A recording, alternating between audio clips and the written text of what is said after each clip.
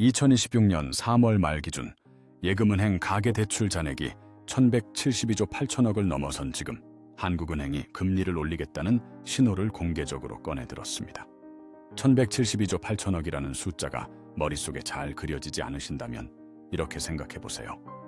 이 숫자를 인구 전체로 단순히 나누면 1인당 약 2,300만 원에 가까운 숫자가 나옵니다. 물론 실제로 모든 사람이 똑같이 빚을 진다는 뜻이 아니라 예금은행 가계대출의 규모를 체감하기 위한 단순 계산이에요. 갓 태어난 아기부터 90살 어르신까지 포함해서 1인당 2,300만 원, 그게 지금 은행권 가계대출의 무게입니다. 그리고 그 빚을 지고 있는 수천만 명에게 한국은행이 이제 이자를 더 내야 할 수도 있다는 신호를 보냈습니다. 2026년 5월 3일 우즈베키스탄의 고도 사마르칸트 아시아개발은행 연차 총회장에서 유상대 한국은행 부총재가 기자들 앞에 섰어요. 그리고 조용하지만 분명하게 말했습니다. 금리 인하를 멈추고 인상을 고민할 때가 됐다고요. 금융통화위원회 당연직 위원인 부총재가 공개 기자간담회에서 금리 인상을 직접 언급했다는 건 극히 이례적인 일이에요. 중앙은행 인사들의 말은 보통 시장을 뒤흔들 수 있기 때문에 한 단어 한 단어를 신중하게 고릅니다. 그런데 그 사람이 이렇게 공개적으로 말했다는 건 이미 내부에서 방향이 굳어지고 있다는 신호로 읽힌다는 거예요. 시장이 요동친 것도 그래서였습니다. 채권 금리가 움직이고 은행주가 반응하고 부동산 커뮤니티에는 불안한 글들이 쏟아졌어요. 이미 이자 내기도 빠듯한데 또 오르는 건가? 변동금리 대출 갈아타야 하는 거 아닌가? 지금 집을 사도 되는 건가? 이런 이야기들이 하루 만에 넘쳐났죠. 이 불안이 과한 반응일까요? 아니에요. 이유가 있습니다. 그 이유를 제대로 이해하려면 지금 우리 경제가 어떤 상황에 놓여 있는지부터 봐야 해요. 한국은행은 2024년 10월부터 기준금리를 낮추기 시작했어요. 3.5%에서 출발해 4번에 걸쳐 2.5%까지 내려왔습니다. 고물가와 고금리의 긴 터널을 버텨온 대출자들에게 그나마 숨통이 트이는 신호였죠. 시장에서는 여기서 더 내려갈 거라고 봤어요. 2026년 말에는 2%대까지 간다는 전망도 있었고 일부에서는 1%대까지 가능하다는 말도 나왔습니다. 그런데 방향이 바뀌었어요. 아니, 정확히는 방향이 바뀌려는 조짐이 나타난 거예요. 왜일까요? 냉장고 온도를 한번 떠올려 보세요. 음식이 상하지 않으려면 냉장고 온도가 적절해야 하는데 너무 차가우면 식재료가 얼어버리고 너무 따뜻하면 음식이 상합니다. 경제도 마찬가지예요. 금리가 너무 낮으면 시중에 돈이 넘쳐 흘러 물가가 뛰고 금리가 너무 높으면 경기가 얼어붙어요. 한국은행은 지금 냉장고 온도가 다시 올라가고 있다고 판단한 겁니다. 그 이유가 3가지예요. 첫 번째는 GDP 착시입니다. 2026년 1분기 실질 GDP 성장률이 전기 대비 1.7%를 기록했어요. 한국은행이 애초에 예상했던 수치의 거의 2배에 가까운 숫자였습니다. 뉴스에서는 경제가 좋아졌다고 했어요. 그런데 여러분은 그 뉴스를 보면서 어떤 느낌이 드셨나요? 경제가 좋아졌다는데 왜 마트 영수증은 점점 무거워지고 외식 한번 하면 지갑이 더 빠르게 비는 걸까요? 왜 소비자 심리지수는 오히려 하락하고 동네 가게들은 여전히 힘들다고 할까요? 이유가 있어요. 그 1.7% 성장의 대부분은 반도체 수출이 끌어올린 겁니다. 공장에서 반도체 칩 하나를 잘 만들어 해외에 팔면 GDP 숫자는 올라가요. 그런데 그 성장이 동네 치킨집 매출로 내려오는 데는 시간이 걸리거나 아예 내려오지 않을 수도 있어요. 경제학에서는 이걸 낙수 효과라고 부르는데 지금 그 낙수가 제대로 떨어지지 않고 있는 거예요. 실제로 체감 내수는 여전히 약합니다. 2026년 4월 소비자 심리지수는 99.1로 전월보다 7.8포인트나 크게 하락했고 고물가와 고유가 부담은 자영업자와 가게에 직접적으로 닿고 있어요. 정부도 이 상황을 알기 때문에 전쟁 추경까지 편성해서 재정을 쏟아붓고 있는 거예요. 경기가 좋으면 추경이 필요 없거든요. 추경이 나왔다는 건 그만큼 현실이 어렵다는 방증입니다. 그런데 한국은행은 이 1.7%라는 GDP 숫자를 보고 이렇게 판단합니다. 성장률이 예상보다 좋으니 금리를 올려도 경제가 버틸 수 있다고요. 반도체 공장이 잘 돌아가고 있으니 동네 식당이 힘들어도 전체 경제는 괜찮다는 논리예요. 그 판단이 맞고 틀리고를 떠나서 그 비용은 고스란히 변동금리 대출자와 내수 자영업자에게 전가됩니다. GDP 성장의 혜택은 반도체 기업이 가져가고 금리 인상의 고통은 서민이 받는 구조인 거죠. 두 번째 변수는 반도체 호황 그 자체입니다. 앞서 GDP 이야기를 했는데 반도체 호황이 금리 인상과 연결되는 고리가 하나 더 있어요. 반도체 수출이 폭발하면서 한국 경상수지 흑자가 크게 늘었습니다. 돈이 들어오면 원화 가치가 오르고 원화가 강해지면 수입 물가가 일부 안정되는 효과도 있어요. 그런데 동시에 반도체 수요를 이끄는 AI 인프라 투자 열풍은 전 세계 전력 수요와 원자재 수요를 끌어올리고 있어요. 반도체가 잘 팔리는 세상에서는 에너지 수요도 같이 올라갑니다. 더 중요한 건 반도체 호황이 한국은행에 금리를 올릴 명분을 준다는 거예요. 성장률이 좋을 때만 금리를 올릴 수 있거든요. 지금처럼 수출이 받쳐주는 시기에 물가를 잡기 위해 금리를 올리면 적어도 수출 기업들은 버틸 수 있다는 계산이 나오는 겁니다. 국내 굴지의 반도체 기업 실적이 역대 최대라는 뉴스를 보며 흐뭇했던 분들, 그 뉴스가 내 이자를 올리는 근거가 된다는 이 역설이 지금 대출자들이 처한 현실의 아이러니입니다. 세 번째 변수는 중동 전쟁입니다. 미국과 이란 사이의 충돌이 장기화되면서 국제 유가는 한때 브렌트유 기준 110달러대 중반까지 급등했고 장중에는 120달러대까지 치솟았다는 보도도 나왔습니다. 이후에도 유가는 100달러 안팎에서 크게 출렁이며 국내 석유류 물가 압력을 키우고 있습니다. 유가가 오르면 휘발유 값이 오르고 물류비가 오르고 공장에서 제품을 만드는 원가가 오르고 슈퍼마켓 물건 가격이 오르고 배달 음식값이 오르고 결국 식탁 위 반찬 하나까지 다 영향을 받습니다. 장 볼 때마다 영수증을 보며 멈칫하게 되는 그 이유가 여기서 시작되는 거예요. 2026년 4월 소비자 물가 상승률이 2.6%를 기록했는데 여기서 충격적인 숫자가 하나 있어요. 정부가 석유류 최고가격제 같은 긴급 물가 안정 대책을 가동하지 않았다면 실제 물가 상승률은 3%대 후반까지 치솟았을 거라는 분석이 나왔습니다. 지금 우리가 느끼는 물가도 이미 무겁게 느껴지는데 정부가 막아주지 않았다면 그보다 훨씬 더 가팔랐던 거예요. 그리고 한국은행 부총재는 5월 물가는 이보다 더 오를 거라고 했습니다. 이걸 한 문장으로 정리하면 이렇습니다. 체감 내수는 약하고 소비 심리는 크게 흔들리고 자영업자와 가게는 물가 부담을 느끼는 상황에서 중동 전쟁으로 유가가 뛰고 물가 압력이 커지자 한국은행은 금리 인상 가능성까지 고민하게 된 거예요. 살림이 빠듯해서 추경까지 쏟아붓고 있는 그 시점에 반대 방향의 통화 정책 신호가 나온 겁니다. 재정은 경기를 살리려고 돈을 푸는데 통화 정책은 돈을 거둬들이겠다는 거예요. 가속 페달과 브레이크를 동시에 밟는 구조인 거죠. 이게 불합리하다고 느껴지신다면 그 느낌이 맞습니다. 다만 한국은행 입장에서는 선택지가 많지 않아요. 물가를 방치하면 서민 생활은 더 힘들어지거든요. 금리를 올리자니 대출자가 힘들고 올리지 않자니 물가가 더 오른다는 딜레마 앞에 서 있는 거예요. 그 딜레마의 비용을 결국 누가 치르느냐, 그게 지금 이 금리 논쟁의 본질입니다. 파도치는 바다에서 수영하고 있다고 상상해보세요. 파도는 내가 만든 게 아니에요. 갑자기 들이닥치는 거죠. 그런데 파도가 얼마나 높은지 알고 있는 사람과 모르고 있는 사람의 대응은 완전히 달라집니다. 알면 자세를 낮추고 버틸 수 있지만 모르면 그대로 휩쓸려 가는 거예요. 금융시장에서는 오는 5월 28일 금융통화위원회에서 당장 금리를 올리지는 않더라도 K점도표가 2월보다 위쪽으로 이동하면서 하반기 인상 가능성을 더 강하게 보여줄 수 있다고 보고 있어요. 점도표가 낯선 분들을 위해 잠깐 설명하면 금통위원들이 향후 금리가 어디로 갈 것 같은지 각자의 전망을 점으로 찍어 놓은 지도예요. 이 점들이 위를 가리키면 금리 인상 방향이고 시장 참여자들은 이 점도표 하나를 보고 수조 원의 자금을 움직입니다. 이미 금융시장에서는 연내 금리 인상 가능성을 가격에 일부 반영하기 시작했어요.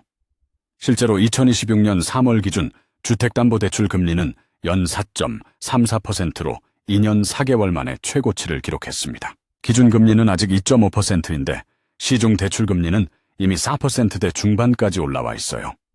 한국은행이 실제로 금리를 올리기 전부터 이미 대출자들의 이자 부담은 조용히 올라가고 있었던 겁니다. 공식 발표 전에 이미 청구서가 오고 있는 거거든요. 변동금리 대출을 쓰고 계신 분들은 이 이야기가 가장 직접적으로 와닿으실 거예요. 변동금리는 기준금리나 시장금리가 오르면 자동으로 따라 오르는 구조입니다. 고정금리는 처음 계약한 금리가 만기까지 유지되지만 변동금리는 보통 6개월마다 금리가 재산정돼요. 숫자로 바꿔보면 더 실감이 나요.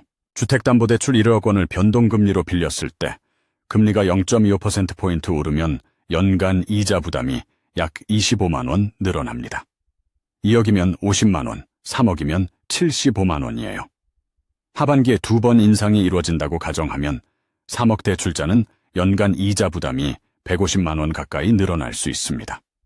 매달로 따지면 12만 원이 넘는 돈이 추가로 나가는 거예요. 이미 물가가 오르고 있어요. 마트에서 장을 보면 예전 가격이 아니고 외식 한 번 하면 지갑이 훨씬 가벼워지고 공과금도 예전 같지 않습니다. 거기에 이자까지 올라간다는 게 어떤 의미인지 직접 살림을 해보신 분들이 더 잘 아실 거예요. 정부 통계나 한국은행 보고서에는 나오지 않는 그 살림의 무게가 지금 이 금리 논쟁의 본질입니다. GDP 대비 가계부채 비율이 88.6%라는 숫자는 우리나라 국민들이 얼마나 빚에 기대어 살고 있는지를 보여주는데 주요 선진국들과 비교해도 상당히 높은 수준이에요. 정부도 이걸 심각하게 인식해서 2030년까지 이 비율을 80%로 낮추겠다는 목표를 공식화했고 5대 은행의 올해 가계대출 증가율 목표를 1% 안팎으로 잡아 사실상 대출문을 좁혀가고 있어요. 빌리기도 어렵고 빌린 돈의 이자도 오르는 이중 압박이 시작된 거죠. 이번에는 조금 더 불편한 이야기를 하나 더 드려야 할 것 같아요. 2022년에도 비슷한 일이 있었습니다. 코로나 이후 풀어놓은 돈이 너무 많아지면서 전 세계적으로 물가가 폭등했고 한국은행도 기준금리를 3.5%까지 빠르게 올렸어요. 그때 변동금리 대출자들이 얼마나 힘들었는지 기억하시는 분들 많으실 거예요. 원리자가 수십만 원씩 늘어나고 원리금 상환이 감당이 안 된다는 이야기가 쏟아졌죠. 경매로 넘어간 부동산도 크게 늘었습니다. 그 경험을 한 지 겨우 몇 년 만에 다시 비슷한 사이클의 입구에 서 있는 거예요. 그리고 이번에는 더 불리한 조건이 하나 더 붙었어요. 2022년 금리 인상은 전 세계가 동시에 올렸던 거예요. 미국도 유럽도 다 같이 올렸습니다. 이번에는 다릅니다. 미국은 현재 금리를 동결하면서 향후 인하 가능성을 열어두는 분위기이고 한국은 반대로 인상 가능성까지 검토해야 하는 상황이 될 수 있어요. 세계 흐름과 반대로 가는 금리 인상은 원화 가치와 외국 자금 흐름에도 복잡한 영향을 줍니다. 서민에게는 더 가혹한 조건이 될 수 있어요. 사람은 위기가 서서히 올 때 그것을 위기라고 인식하지 못합니다. 냄비 속 물이 서서히 뜨거워지면 개구리는 위험을 인식하지 못하고 그대로 있다가 결국 위험에 처한다는 이야기를 들어보셨을 거예요. 지금 금리 인상 신호가 딱 그런 상황이에요. 당장 이번 달 이자가 바뀌는 게 아니거든요. 그래서 많은 분들이 지금 당장은 크게 신경을 안 쓰세요. 그런데 6개월 후, 1년 후 달라진 이자 고지서를 받아들고서야 대응을 시작하면 이미 늦어버린 거예요. 그렇다면 지금 당장 뭘 해야 할까요? 가장 먼저 해야 할 건 내 대출이 변동금리인지 고정금리인지 확인하는 거예요. 당연히 알 것 같지만 의외로 모르고 있는 분들이 많습니다. 변동금리라면 재산정 주기가 언제인지도 확인해야 해요. 6개월 주기라면 하반기 인상 이후 가장 빠르게 영향을 받거든요. 고정금리로 전환할지는 수수료와 남은 대출 기간을 따져봐야 하고 이건 본인 상황에 따라 달라요. 다만 지금 어떤 상황인지 모르고 있으면 선택지 자체가 없어집니다. 알고 있어야 선택을 할 수 있거든요. 예금이나 적금을 운용하고 계신 분들은 지금 만기를 길게 묶어두는 게 꼭 유리한 건 아닐 수 있어요. 금리가 오르는 시기에는 만기를 짧게 가져가면서 더 높아진 금리로 갈아타는 전략이 유리할 수 있습니다. 지금 당장 12개월 정기예금에 묶어두는 것보다 6개월짜리로 굴리다가 하반기 이후 금리가 오른 시점에 재계약하는 방식이 더 높은 이자를 받을 수 있어요. 임대를 살고 계신 분들도 이 이야기에서 완전히 자유롭지 않아요. 집주인이 대출이 있다면 금리가 오르면 그 부담이 월세 인상으로 이어질 수 있는 구조거든요. 대출이 없어도 금리가 오르면 기업들이 채용을 줄이고 임금 인상을 늦추는 방향으로 움직여요. 내가 직접 이자를 내지 않아도 금리 인상이 내 일상에 영향을 주는 경로는 생각보다 많습니다. 지금 금리 인상을 논의하는 테이블에 앉아 있는 사람들은 금통위원 7명이에요. 이 7명의 결정은 대출자와 예금자, 자영업자와 기업의 금융비용에 직접적인 영향을 줍니다. 이분들이 나쁜 분들이라는 게 아니에요. 다만 의사결정자와 그 결정에 영향을 받는 사람이 다를 수 있다는 구조적인 이야기를 하고 싶은 거예요. 그렇기 때문에 더욱 우리가 이 결정이 어떤 논리로 이루어지는지 이해하고 있어야 합니다. 그리고 이 이야기가 단순히 지금 이 순간의 이야기가 아니라는 것도 짚고 싶어요. 지금 한국은행이 금리 인상 신호를 보내는 배경에는 더 긴 흐름이 있습니다. 저금리 시대가 오래 지속되면서 많은 분들이 빚을 내서 집을 사고 투자를 하고 생활을 유지해 왔어요. 그 과정에서 예금은행 가계대출 잔액만 1172조를 넘어선 거예요. 정부는 이 비율을 낮추려 하고 한국은행도 가계부채를 줄이는 방향에 동의하고 있어요. 그런데 그 과정에서 희생되는 건 이미 빚을 지고 살아가고 있는 평범한 가계입니다. 집값이 오를 때 늦게 들어온 사람들, 금리가 낮을 때 대출받아 내 집을 마련한 사람들, 전세가 무서워서 월세로 돌아선 사람들. 이 모든 선택이 그 시점에는 최선의 선택이었어요.